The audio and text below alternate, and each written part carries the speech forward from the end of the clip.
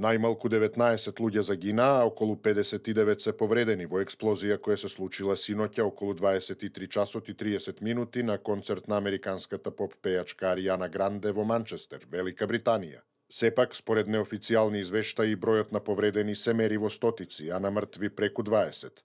Полицијата засега го третира инцидентот како можен терористички напад. На видеоснимките се гледаат стотици луѓе кои ја напуштаат Манчестер арената и бројни возила на полицијата и брзата помош, а областа ја надлетувале и хеликоптери. До експлозијата дошло пред арената, веднаш по завршувањето на концертот во момент кога луѓето излегувале. На концертот присуствувале околу 20.000 луѓе. Првичната теорија, според медиумите, е дека во прашање е бомбаш самоубиец. По експлозијата имаше доста противречни информации за бројот на експлозии.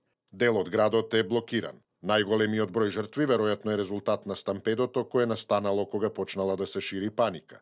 Манчестер арената е најголемата затворена сала во Европа со капацитет од 21.000 седишта. На концертот најмногу бројни биле млади луѓе, бидејќи Аријана Гранде е голема звезда меѓу тинејџерите. Портпаролот на дискографската куќа на Аријана Гранде изјави дека пејачката не е повредена.